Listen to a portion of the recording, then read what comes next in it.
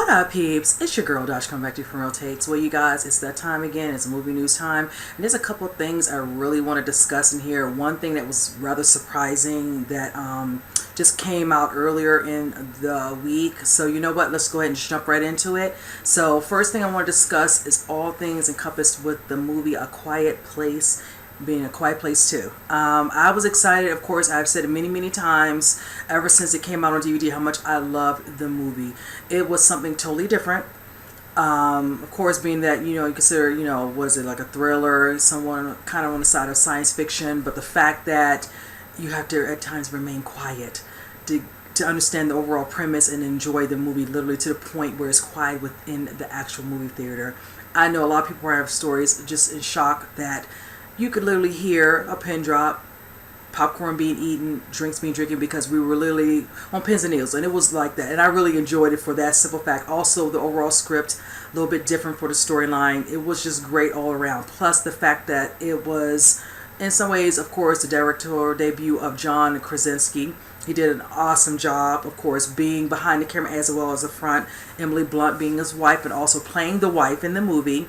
So yes, everything about it, the kids, every factor was good. The creatures, it was just awesome. That it was one of those ones where it came out of nowhere and it became a hit, and rightfully so. So now we have a second one. I know at first I wasn't sure if John Krasinski would come on board. I had heard that powers that be wooed him enough that he decided to come on board to do the second one, and I'm very happy. From there, now we're getting word that, of course, Emily Blunt is attached to it now, and now word is happening that the two kids, the two older ones, one that played the son, the second son, Marcus, and then the daughter, the deaf daughter who played the character Reagan, are in talks to sign on to do the second one. I'm actually happy about that. I know when I talked to you guys about this off and on for the last couple of months, really into the summer, my whole thing was this: where could the story go? Now, is all these things kind of, being discussed now exactly in regards to premise? We're getting a lot of the actual cast back that we're familiar with, so now we're trying to figure out, okay, what's going to happen. I had put out there that I felt the way it ended, and I said it before, if you all have not seen it, I'm sorry, don't watch this video, just go ahead and pause it now and save yourself, because I don't want you in my comments having a fit with me, whatever, because, oh well, that's your tough. How I felt the way it ended, where it showcased the situation, of course, after the father gave up his life to save his kids, and then how eventually a certain situation happens where they realize they could have a possibly upper hand on due to all the things that to do with Reagan's, ear in regards to trying to be able to hear. He'd been working on those type of things to help her to be able to hear, as always, not having to do sign language when she could hear her parents communicate in that instance. And it would affect the creatures to the point where it would kind of in some ways disable them, where they could get an upper hand on them, and say, for instance, get away with them, or being able to, find a way to kill them. So I keep thinking what they could possibly do is maybe have it, like I said, a prequel of sorts, showing how they came, to Earthwood and all that, the inhabitants, whichever, to the point where people eventually figured out what was it that got them to the point where they knew they had to live in silence. So that's what I like to see. Also, I'm hearing stories where they might consider where, of course, if we're bringing back some of the original cast, it could be where now that they have this type of way of knowing a situation where they'll have the upper hand, where this happened, where Emily and her kids can go out and help maybe other, close neighbors or people out there that they might be aware of, to help them to be able to equipped to deal with these creatures. That's an idea as well. So I'm looking forward to seeing what they're planning to do, because I know John was like, he didn't want to do the repetitive thing what they do always do with the sequels. He wanted something a little bit different, whichever. So that could be where they want to go, and that's nothing wrong with that. Prequel, or even something showing them going out there dealing with them, having to show other people how to live, whatever, or if they feel like they're in danger and all that, how to be able to deal with these creatures, knowing what they know now. So I'm looking forward to seeing once the kids come on board, and I feel like they probably will. The two oldest kids, the daughter and then the son, they'll probably come back on board, whichever, So I'm going to keep tabs on this, because I'm curious and I'm really excited if they consider doing that. That would be awesome, but we won't know anything for certain. Plus, in regards to the casting, I know they're bringing them back. I'm hoping they bring some other cast members on, and not to say I wouldn't enjoy with just them, just these particular core, but it would be nice to add more layers onto the storyline with some new people, which, because it's like we already see how they were able to live amongst that and deal with them, and then how to deal fending them off. I need a little bit more now with the storyline, so I'm hoping we do get some new cast members on here. That would be kind of good, whichever. Plus, I wonder if they're gonna delve in her dealing with those kids plus her baby. I didn't even think about that part. Yes, there's a baby in the midst of that, and her tugging the baby to get to somebody else or neighbors that could help them be a little different. So we'll have to see. Don't know when production is going to start. We haven't gotten that far yet. We're just finishing up the casting, so hopefully maybe summer, midsummer, going to fall, they'll probably start actual production, because I feel like this is definitely something that's aiming for a 2020 release. Definitely is not coming out this year, so that will be nice. So moving on from that, you guys. So the next thing I want to discuss real briefly is I know I talked about this off and on with a lot of different movies, how the way they're doing ratings with some of the movies, how a lot of us, I can only speak for myself, but from what I've read, a lot of people were not too happy at first. Remember when we were thinking Venom would be rated R, whichever, and there's some other movies, Kirk Tail, and they would do the PG-13 thing. That was one, is a major one. Now, for me, I'm hearing word that it's looking like if they're going to do the Black Widow movie, and I kept stating how kind of her, maybe if you want to say her background, getting her origin story might be a little bit darker than, say, the other characters, so to speak, then it would be, I could see the possibility of making a rated R. Well, it looks like we probably most likely will not get the rated R for this one. It might be another PG-13. I feel like it probably most likely will. I don't foresee this being cookie cutter, type of movie with Black Widow. We're going to get into the niche of the things that she's been through to get her to where she, came part of Agents of S.H.I.E.L.D., working with the guys, doing her thing. Now, Kevin Feige was recently interviewed, and I'm going to state what he said in regards to this when he did his interview. He says, he was asked about the possibility of getting a rated R rating, and he says, from this, Marvel boss said, it never was going to be. Somebody writes, I hear it's rated R, and then everybody writes it up. So basically, we're not going to get it. That's just, whichever. It's not like everything he's put out. It's nothing stating it has to be rated R. Don't get me wrong. I just wonder how dark they're going to get in tone with her movie. They might want to keep the tone, leveled.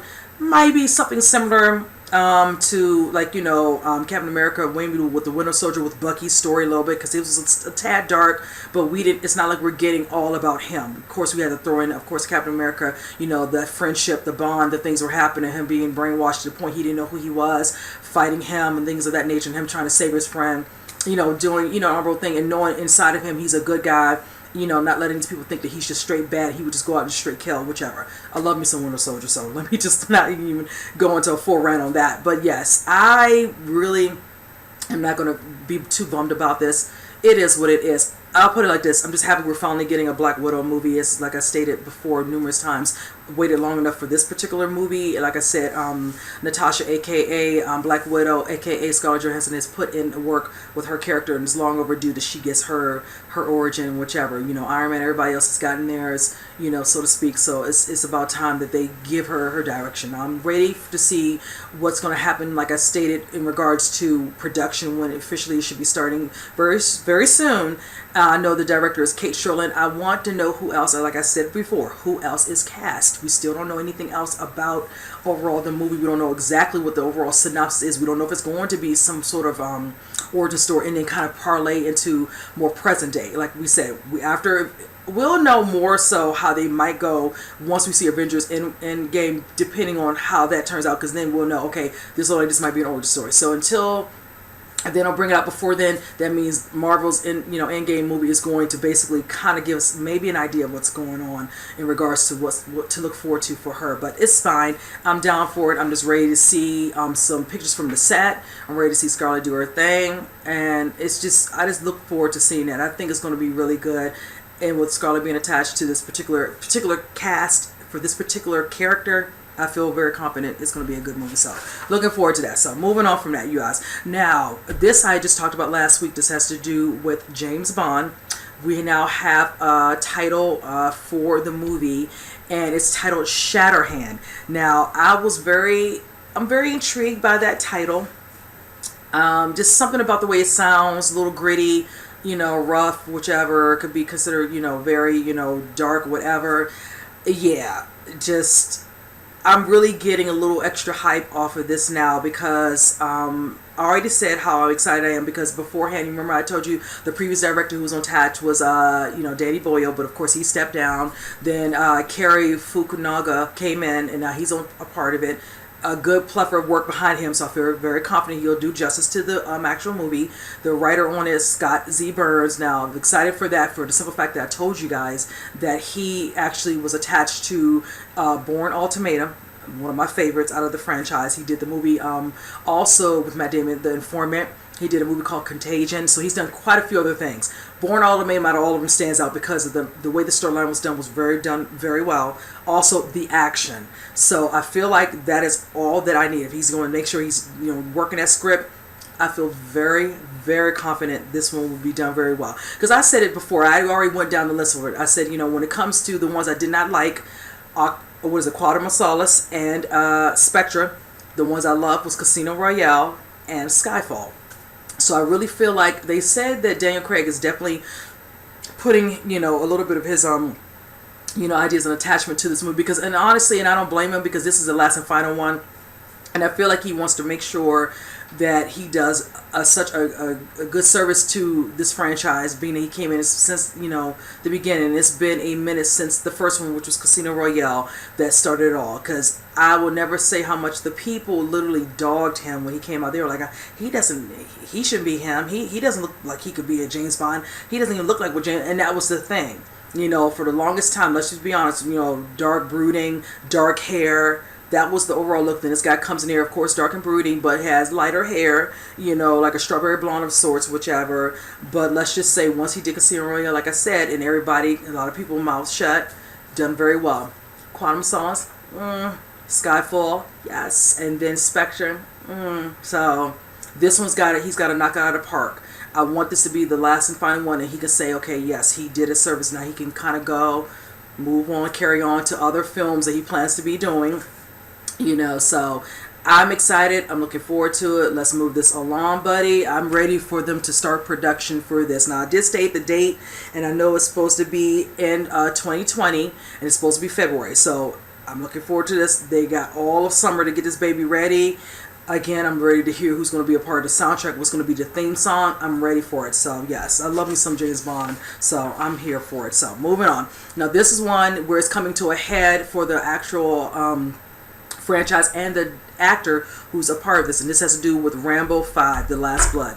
I've been waiting just to get a little bit more understanding on the synopsis and what's going on. I know I have loved the Rambo series. My first one will always be The First Blood, the first one to start it all, which is the one that this had me glued, whichever. The second was pretty good. A couple other ones after that I didn't really particularly care for, but it is what it is. But this one I'm hoping to kind of see where he's taking this. Now, I wanted to note the synopsis because I finally found out more information about this. So let me kind of read this off, whichever. It says, kind of basically tells one of the key characters of one of the girls, when he moves back to the States. Her name is Gabriella. She wants to go to Mexico to, basically confront her father. Let me read what it says. It says, Gabrielle wants to go to Mexico, see her father who deserted her many years ago. Rambo and Gabriella's grandmother are very much against this. I just want to ask him why he left us. So she says, and she begins off on her journey. Let me put it like this. Very naivete. Like, really? You just going to go to Mexico like nothing, whatever, and all that, not realizing what you can get caught up. Now, I noted months ago in regards to the small blanket synopsis they said in regards to, a family friend who is abducted in regards to, trafficking, human trafficking, whatever. And she gets caught up in that and he has to go and save her. So here we are, girl going out here very naive, whatever, not listening, whichever, and goes out here thinking she can just go up there with willy-nilly, whatever, not get caught up in some stuff she has no business being a part of because she just felt the need to go see him. He's gone. Keep your tail home. But, of course, like I said, you need storyline, and this is what we're left with, somebody, who's, that brat mentality, whatever, like, I'm going to do this, whatever, and all that, not realizing, pick your battles. And she picked the wrong one, and now somebody has to come in there and save her.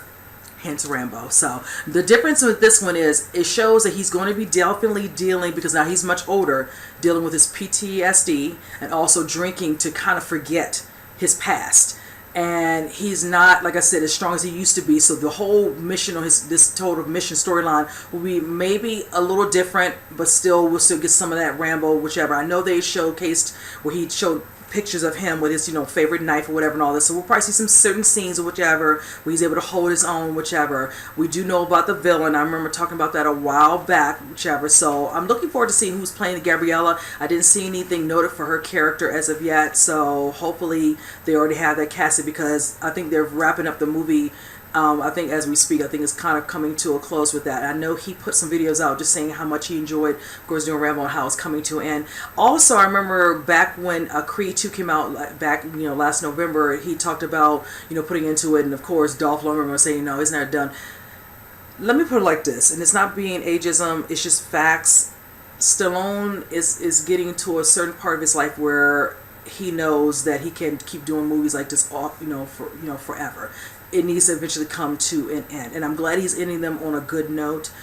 Creed 2, I think that was good, to do it like that, whichever. He might have some, insight, whatever, input, whatever, down the road if Michael B. Jordan does another one, because Michael B. Jordan did make it known that he wanted to maybe do another one down the road. Also, as well with Rambo, this was coming to an end. He's ready to move on. I know he's going to probably do one more Expendables from what I've heard. And then he'll probably, just because he's just wrapping up some other stuff. He's definitely doing another Escape Plan movie, which I'm looking forward to seeing. I did enjoy the first one. So it's like a lot of some of these movies that have been franchises are definitely coming to an end. And it's about time, we love them. We love Stallone. He's synonymous with so many different types of movies, whichever, go down in history, Hollywood movies in general. Rocky being, of course, one of those pinnacle ones that you'll never forget, whichever. So I love that he's realizing that and moving on to just doing other things. I always have to do stuff that's part of franchises that he's well known for, and there's nothing wrong with that. So I'm totally down for it. Like I said, I'm a fan of Stallone's work for decades. I don't like to age myself, but yes, so I'm totally here for it, and I'm looking forward to this one. Still don't have an actual date for exactly when this comes out. I don't know if it's this year. I'm thinking it might be later this year. I could be off. I think it's maybe in the fall, but I'm still not certain. So when I know a date for that, I'll note that for you guys. So moving on from that. Now this is one that I'm actually looking forward to. This is based off of a novel from Tomi Adeyemi, and it's called, Children of Blood and Bone. And I'm looking forward to this. The more and more I'm doing research and learning about this. This is a book that she actually had come out, which is this March of 2018, excuse me.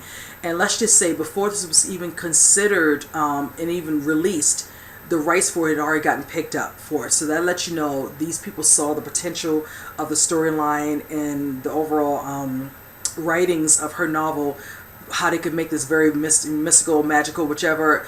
I'm excited for her. I know she's happy. I mean, this book deal garnered her 7 figures, and I know she is making this into some sort of a trilogy, because I know there's going to be a second installment coming down the road, whichever. I think it comes out sometime, I think this June. Now for this particular one, I'm excited because the director of Dope, I'm excited he's at the helm of this. Now that, and let me get his name correctly, this is Rick Famuyiwa. Now I'm familiar with him because of 2 other movies back in the day, and that is titled The Wood and also the movie Brown Sugar. So if you all are familiar with those movies, then definitely he has some good work behind the lens. So I'm excited about that aspect of this.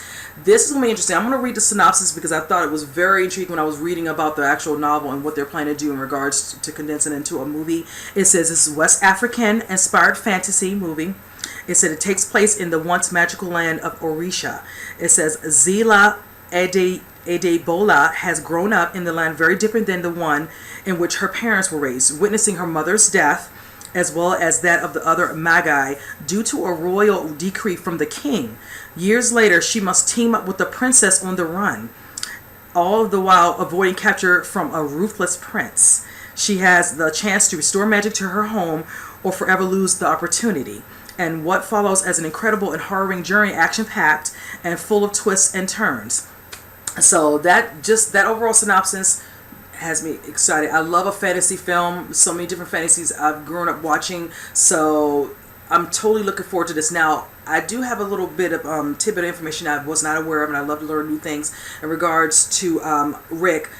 Did not know when he did Dope and it did get rave reviews, during Sundance, whatever. He was approached to be considered to direct the Flash movie, but due to creative differences, he walked away. Really? That's interesting little, bit of trivia there. I was just like, oh wow. I said they had an opportunity for that. Well, that might be if they're lost with that. So I'm curious to, know how that's going to pan out. I know they're planning to make the Flash movie, but it's not going to be anytime soon. So basically it's on the back burner right now. So, I'm curious to see what he would have put as his stamp on there. I'm trying to figure out what part of the creative differences was the actual issue, but we will never know. So, but it's fine with that. But yes, I'm excited for this. I'm looking forward to actually this. I know the company that's attached to this. They actually did the movies Love, Simon, the movie production companies Love, Simon, and also what other movies they had practically worked on, whichever was the Maze Runner. So those particular companies, backing Rick to put this movie out. That's exciting. They must really feel very confident about this. If she's making, a full trilogy of books for this, that's exciting because that lets you know that if Rick does this, then that means he'll probably be on board to do the secondary one, and that will be actually a good thing. The second actual installment of her book is called Children of Virtue and Vengeance. So I'm going to keep my eyes up on this actual movie and when they're supposed to start production. I'd like to know who else will be attached. That will be nice. Right now, no one is just the director, and that's a good start, and I'm very happy. Matter of fact, just to throw it out there, they're both Nigerian American, so there you go, do your thing. I ain't mad at that, and I'm totally excited for it. So moving on from that, now this movie, of course, you already know I'm looking forward to it. It's of course, some more, female, led movies, whichever. And I'm talking about Birds of Prey. We're starting to get some more photos from the set. One in particular that we're seeing to kind of get more of a proper look overall of Huntress is a picture of her doing her thing. And I'm looking forward to seeing her do her thing in the movie. I'm so excited. This movie started production last month. And this is, of course, coming out, February 7th. So I'm looking forward to that. We have well over a full year till this comes out. So, yeah, we have a little ways to go. Now, some other set photos of a picture of Harley and Cassandra Cain together. It looks like they're walking across. Now, some people say the pictures of the tattoos. Now, we know she's probably, of course, broken up with the Joker, which was played by Jared Leto. So we're going to kind of see her going through the motions of whatever she's up to and dealing with, So I'm looking forward to more photo sets. Now, I already told you all, even though when they did that quick little teaser that I did enjoy, but it went so fast because it was less than, 30 seconds. It went really quickly. And I want to see a little bit more of Victor Shaw's. I want to see Renee Montoya, played by Rosie Perez. I want to see pictures of Black Mask, played by what is his name, Ewan McGregor. So yeah, I'm ready to see some more photo sets of other characters. I don't think we're going to see a picture of Black Mask. I keep wondering if they're going to CGI it or if they're going to actually do something where he's full makeup up as Black Mask. That would be interesting if they do it. So until then, I can assume whatever I want, but I just need to see it. So I'm definitely looking forward to it. I'm really hyped for when they come out around Comic-Con, because I feel like if they're doing justice to this particular movie and this gives them all this time to get it right, and this is a nice amount of time to get the movie right, when they show a real damn trailer, we should get one around Comic-Con. I can wait till then. Don't show nothing unless they give us a teaser and then show us an official trailer around Comic-Con, because they'll probably be there to promote the movie. So I'm most definitely feeling that. So I'm definitely moving forward for that. So excited about that. So moving on from that. Now, this is one I just talked about, a couple of different movies that are coming out in May of 2020, and how I wonder if certain movies might do a switcheroo or move, either forward or push back a couple of months, whatever, to avoid the competition. Well, it looks like it happened. Now, this has to do with Godzilla versus Kong. I talked about Fast and Furious changing their date. They had made theirs, April, but then they decided to push it to May. And I made a comment how it's them going up against Godzilla and Kong, and also SpongeBob. Well, it looks like Godzilla and Kong decided to move. They're going to move up a couple of months, and now the date will be March 13th, 2020. I was just like, okay, I'm not surprised, because some people don't mind competition, and some of them are like, no, because you want to make as much money as you possibly can. If you're coming out around the summertime for blockbuster time, you want to make as much money before anything else comes out, so you can feel like, you're ahead of the game in regards to, This is all movies. It's Hollywood. But this is all about money being made. Whatever. No, the companies, the producing companies, the movie production, they want their money. Especially when they put all the money they put into these movies, they want it to make sure they get as much out of it. Whichever, you got to recoup the money you spent plus make more, so you feel like you balance out or evened out. So in some ways, I'm not surprised because I kept wondering who would move, who would budge. Would it be Fast and Furious 9 or would it be Godzilla and Kong? Clearly, Godzilla was like, no, I'm not here for it. I ain't even mad about that. I was rather surprised. I was like, wow, I would think they would move. Because let me tell you like this. I'm excited for both those movies, but this is my thing. There was no competition. I already knew which movie I was going to see. As a matter of fact, I probably would have did a double feature the same day. But the thing is this. If I had to choose between those two, I was going to see Godzilla vs. Kong first anyway. I am a fan of Fast and Furious, do not get me wrong, but I grew up watching Godzilla and King Kong. So that was not even a given for me. So they could have just stayed where they were. Because if I went one weekend to see that and waited till the next week and waited till the next day to go see Fast and Furious, then so be it. They still going to get the money. They just wouldn't have gotten the money first. And that's all it is to that. So, but yeah, they're coming out March, so they have those 2 months to really dig deep, domestic and internationally. They're gonna make bank, so I ain't worried about that. But just to get the good money here, whichever, and that's gonna make some money because a lot of people are looking forward to how good the Godzilla King of Monsters is gonna do. To know that the potential is there for that third installment with Godzilla to turn out really well and going up against Kong. That thing is going to sell out very fast. I foresee the money, the shows, as soon as they go on sale, I'm going to buy my tickets because I feel like they're going to sell out. I feel it's coming, so, and the way they're doing marketing already with King of Monsters, I can imagine the marketing for the Godzilla vs. Kong. The fight scenes are going to be epic, so, but yes, let me not get too delved into just thinking about that because we all remember the old ones from back in the day, however cheesy you might think they are, but I still love them, so, but yes. Good thing for them. They already knew what they were doing. They're not stupid, so hey, can't even be mad at that. Now the dates again for King Kong Godzilla, that comes out May of this year. Yes, my birthday month, and then next year will be March now, so that's fine. Whatever, come out early on. A lot of people find it really interesting, being that it's not closer to the summer. But in the end, I always say it, you guys. Nowadays with these movies, stop feeling like you have to wait till the summer blockbusters to come out. Now you see clearly that they don't care about that because they're coming out in March, and a lot of stuff comes out honestly February down, whatever, and some people are trying to get away from that January slump thing where they think nothing can come out in January. So I want to get to the point where any movie can come out whenever it wants to come out and it'll still do good money. We need to get away from that type of thought process. So moving on from that. Now this movie I talked about, and this has a compass with the movie being directed by the gentleman named Edgar Wright. I talked about it briefly last week, and it's titled The Last Night in Soho. I'm excited for this because when I heard that he was working on this, he already did, of course, the movie Baby Driver. You all should know about that. He's in the midst of working on a script for that, so we definitely will get a Baby Driver 2, so you can put that over on the side. The fact that he brought on actress Anya Taylor-Joy, I am a fan of her work. I love what she's been doing lately and some of the her movie choices. Of course, her in Split. Of course, she did The Witch, and then definitely in Glass. But I want to see her in something else, so I'm glad that she's going to be attached to this movie. We also have 2 new people who have been added as well to this movie. Thomasin McKenzie and also Matt Smith. Now, Matt Smith is a busy boy because now he's been added to this. Probably won't start production on this right away, for the simple fact that he's about to start production with Jared Leto on the movie Morbius. So I'm looking forward to seeing what he's going to bring to the table on this one, but definitely already on Morbius. I'm not even worried about that. I foresee good things on that one. So I'm looking forward. We still don't know the overall synopsis of the movie, what's happening in it. He is very tight-lipped about that, but they say that since this is going to be, production is going to be happening in London, he kind of has a love affair with London because that's kind of like his childhood home, whichever. So some of this will be happening, of course, in London.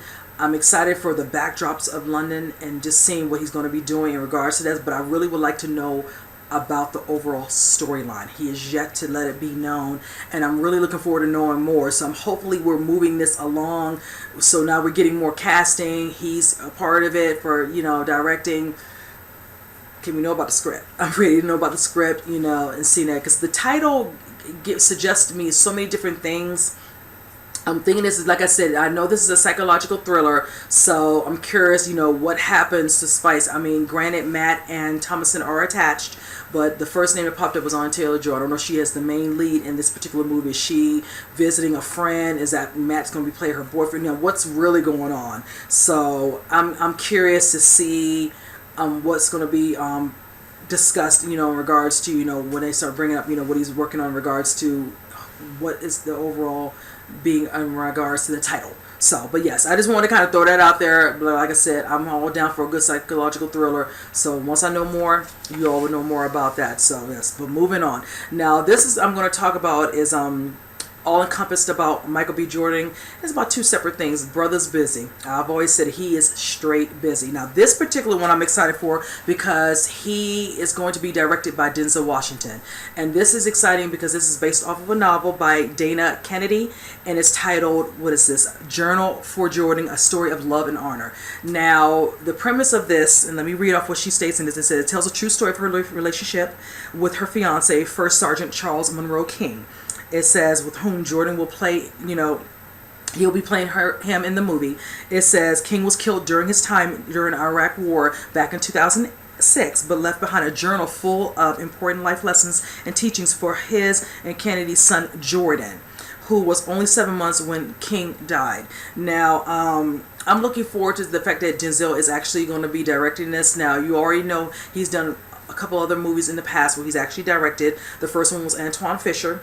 He also did The Great Debaters, both of those great movies. And then, of course, you all remember the most recent one last couple of years ago, which was Fences, with Viola Davis. He did very well, very well. So I'm excited to see him, link up with Michael B. Jordan to do this actual role. So this is going to really probably tug at the hearts, whichever. I don't, besides being a part of the novel in regards to an adaptation of the novel, I wonder how much more involved woman Dana will be attached to this movie. Whatever, she'll probably give some sort of kind of like a little information, an advisement in regards to the novel, whatever, to make sure certain parts are being done very well, whichever. And I know Denzel probably most likely definitely want some of that feedback anyway to be as authentic as they possibly can. I'm looking forward to seeing how this is going to turn out. Now, like I stated before, Jordan is very busy. He just finished wrapping up the movie Just Mercy. It's supposed to be a legal drama, so I know he's going to be finishing this, and he has some other stuff he's working on as well. So, and that's Tom Clancy's movie I had already talked about, and yeah, he's a busy bee. He's a busy bee. So speaking of the other thing, this movie I talked about, I want to say over last summer, and it's called The Silver Bear. I was excited about this because this is all encompassing stuff in regards to him being a sort of like an assassin franchise type of setting. This is one of those things that can be also a trilogy of movies he could considerably do. I like that he's doing a little bit of everything. Like I said, he's doing a legal drama. He's going to be doing a movie based off of true events of sorts, so he's kind of putting his his feet into a whole bunch of different things. Like I said, Tom Clancy movie, he's doing this. I heard he's going to be working on a new movie, hopefully with with Coogler, and I'm looking forward to that. Don't have any real word about that, whichever. But this particular movie, The Silver Bear, he's going to be working alongside Gerard McMurray, who's going to be directed. Now, McMurray, excuse me, my apologies. He actually worked with Michael B. Jordan. He was a producer on Fruitvale Station. So I'm glad that he's getting back with some, familiar faces again, besides just being Coogler, which is who he worked with, who was a director for Fruitvale Station. I said, I love that he has good bonds and friendships and relationship with people in previous films that they can always feel like they can work together, in the future and other things. Hence this, because Fruitvale was done quite a few years ago. So I want to say, was it 2014, 2013? I can't remember. So needless to say, with this particular one, this is based off, a trilogy of books. Like I said, first chapter of it, which will be The Silver Bear.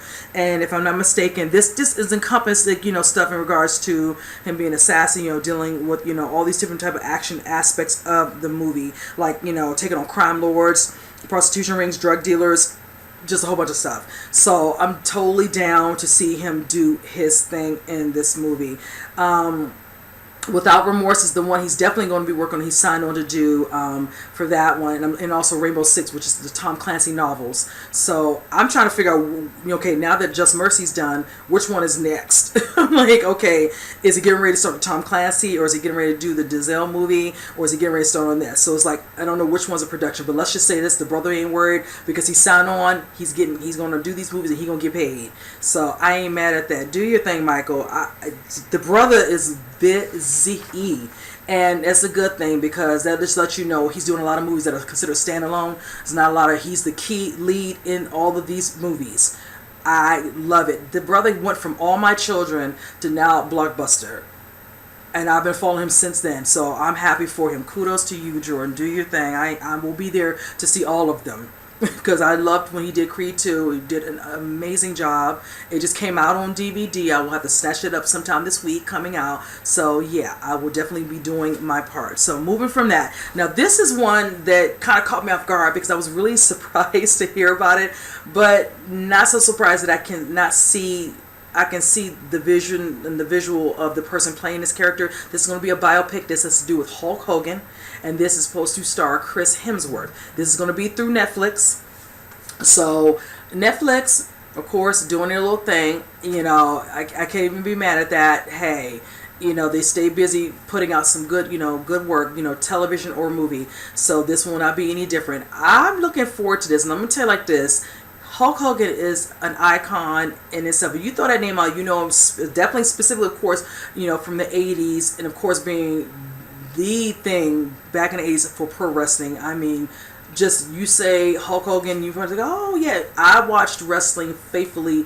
I think all through mid 80s, definitely all 90s, and I kind of tapered off once The Rock kind of rolled and left out to kind of pursue his acting. I kind of stopped watching like I used to. I did a little bit with John Cena, a little bit with Roman Reigns, but I haven't been watching it faithfully like I used to. I used to watch the Women to Glow.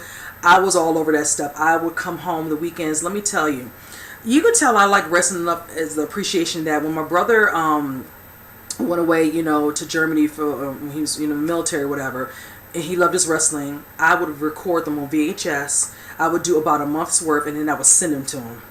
Yeah, that's how good my loyalty was to wrestling, to let him have his buzz, because there's nothing to watch down there. So I would give him movies, regular movies, and then I would send him wrestling, so he'll have stuff to watch. Yeah, I'm such an awesome sister. He couldn't say I couldn't have been, because ain't nobody else who's a sister, and I'm being the older one, would do all that. But yes, I did that. Yes, I love my brother. So yes, so needless to say, I'm looking forward to this. Now, I had heard that they put a picture, and I had to post it up here, where it shows the possibility of how he would look as Hulk Hogan. And also, somebody decided to tack on Randy Savage, and that's another thing. Let me post that picture up here. I'm curious to see who else will be in this one, because from what I'm hearing in regards to the story being told, they're going to tell it around the circa era of 70s and 80s of the pinnacle of Hulk Hogan, definitely when he fully reigned supreme. I'm curious to see who else will be there besides Randy Savage. What other wrestlers they will try to showcase in this movie, for this one. That will be interesting to see. So I'm going to keep my tabs on the rest of the casting as it comes out. I'm excited for this. I don't have an actual date of when this is supposed to be coming out. We're just in the beginning stages of the biopic, who's being casted. So I'm figuring, I want to think before the end of summer or fall, we might know who else has been cast and when production starts. I'm figuring this is not coming out this year. This might be coming out in 2020. So I'm looking forward to this. I'm definitely going to watch this. I want to see this. I want to see that. I'm totally down for that. And now, speaking of Netflix, this is something else I'm very intrigued also from Netflix, and also for the fact that this particular actress is going to be attached to this. And I'm talking about Charlize Theron. She's going to be a part of the movie called The Old Guard. This is based off the comics from Ruckus and Rucco, and Fernandez. And I'm looking forward to seeing this particular movie. Now, for Charlize Theron, she's going to be working with the director, and the director is titled, in regards to this particular movie, I'm not sure exactly who that will be entitled. The director for this one, if I'm not mistaken, they stated was Gina Prince Bythewood.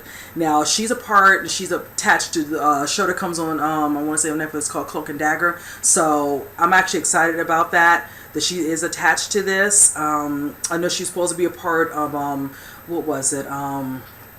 another DC film, whichever, but she kind of stepped down. I was kind of bummed about that. But needless to say, I'm happy that she's going to be a part of this one. Now, I'm hearing besides Charlize Theron, we're supposed to be having, her name is Kiki Lane, is supposed to be attached to this as well. So let me read the premise of what they said this is supposed to be actually about. It says, the film concerns a secretive group of immortals, mercenaries, whose existence is threatened and after their powers are exposed to the public.